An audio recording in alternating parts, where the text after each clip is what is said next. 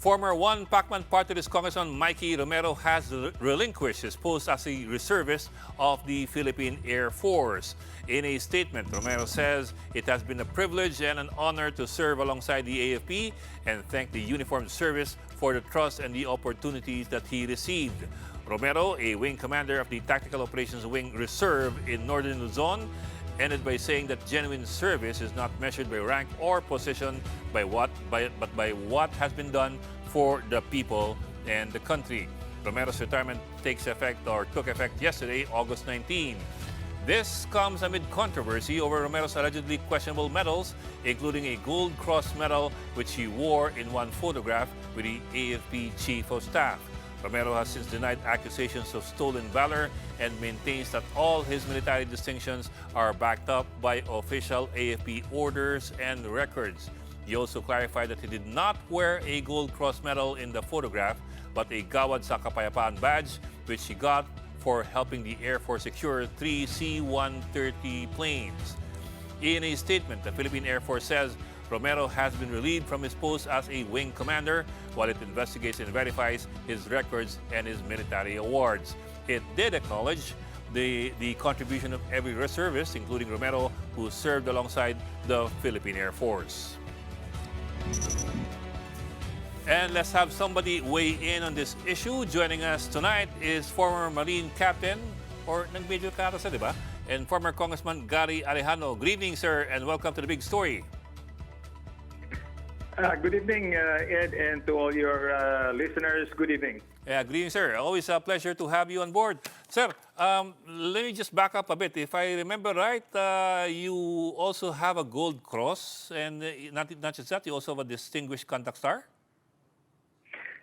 Yes, Ed, I was awarded Gold Cross and Distinguished Conduct Star. Now, the Gold Cross is the third highest military award for combat.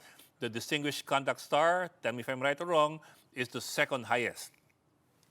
Yes, because I was recommended for the Medal of Valor, and when it was not deliberated on, it was downgraded to the Distinguished Conduct Star. Okay, just making sure that well, everybody's clear that you know whereof you speak. Sir, itong, I'm sure you've been following up on this story. You're very familiar with what's been happening. Your thoughts as an awardee of both the Gold Cross and the Distinguished Conduct Star dun po sa suot-suot na mga decorations ni Brigadier General Mikey Romero. Well, unang-una siguro, I would like to give benefit of the doubt to Brigadier General Mikey Romero of the Philippine Air Force Reserve.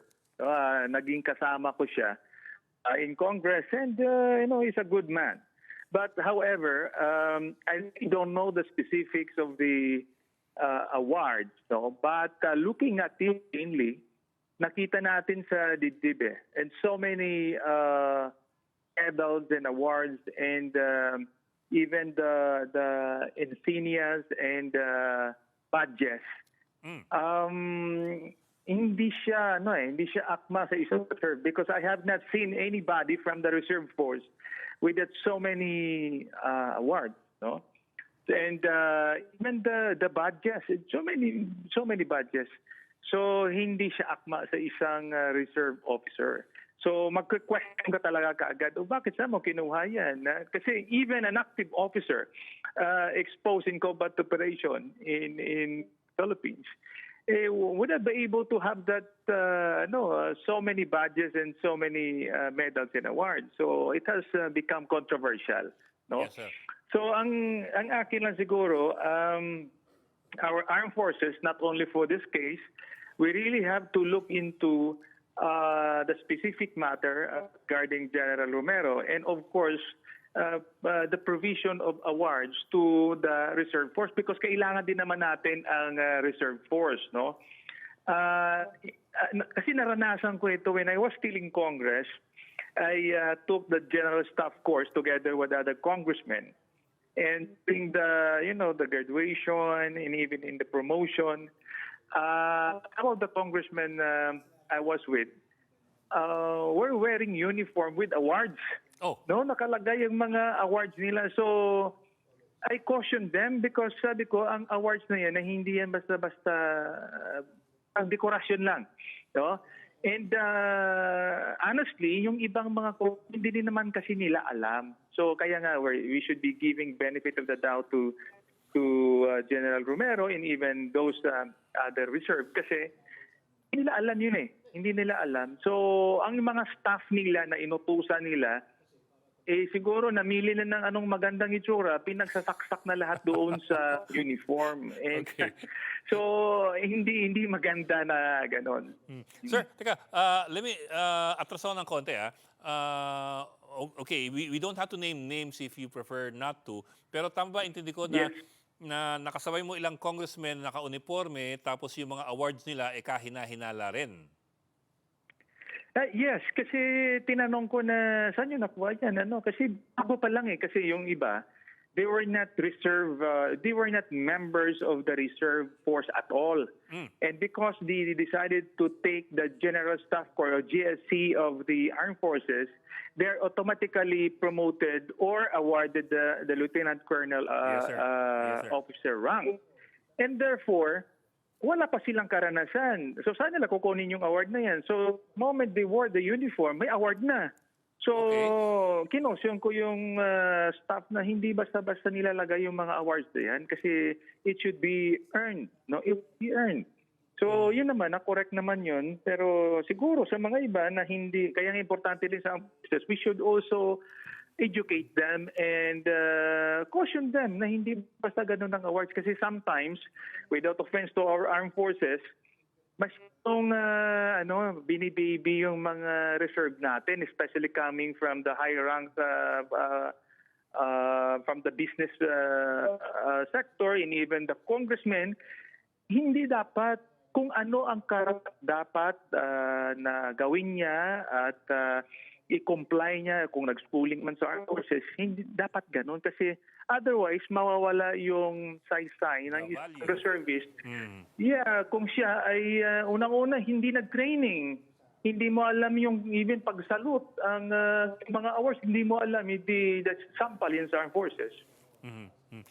Sir, yung mga nakita niyong awards na suot nito mga congressmen, meron ba diyang combat awards na nakita kayo? Well, honestly, Ed, I did not go through the specific awards. Tiningnan ko lang siya as a whole. Makapal yung layer. Hindi na talaga siya Makapal ang layer. No? ang haba. Tapos, pero doon sa taas, kaya nga na-quote yung Gold Cross kasi hindi ganon kaklaro, pero it looks like a Gold Cross, no? Yes, sir. Yung Well, actually, sir, parang light. Yes, sir. Actually, I Yeah. found two photos na klarong-klaro ng naka-uniforme siya na may suot siyang gold cross kasi it's a blue background with 3 white stripes. I understand it's a yes. gold cross. Yan. Gold cross, meron yeah. din siyang suot na blue backing with 1 wide stripe. Ayan po yung gawad sa kapayapaan na kanyang sinasabi. So he was wearing both. Oh. Well, Gold Cross is a combat award parang malabo yun, no? O ang reserve merong ganon. Lalo na sa Air Force siya. Di ba? Okay. So, ano yun? This is a lesson for us, all of us, na hindi dapat natin ina-allow yung mga ganon sa uniform. Yes, sir. Well, I'd like to go now to the big picture of things. These lessons that we should be learning from this example. Kasi kahit papaano, di ba, I don't think this is the first time that this has happened. Although it seems to be the first time that it was exposed. Di ba? Yes, I'm sure that... I think this... Yes, sir. Go ahead. This is not the first time. Ito lang kasi... nakakuha ka agad ng pansin kasi napakarami. Siguro kung medyo 1/3 lang yan, 1/3, tapos konti lang yung mga badges, baka hindi papansinin. Di ba? Yeah. Pero sobra. Ang badges ang dami, tapos ang award ang dami. So, kita na kaagad na something is wrong. Yes, sir. But what I want to ask you is this, is there any concern on your part na baka the AFP is pandering or might be pandering too much to personalities who have political or financial influence because of what they can bring to the AFP. Alam mo yun, may resources, may hatak sa politika, o kaya sikat. Well, dapat hindi naman ganon. Example lang, si former Senator Manny Pacquiao is a reserve of the Philippine Army. No?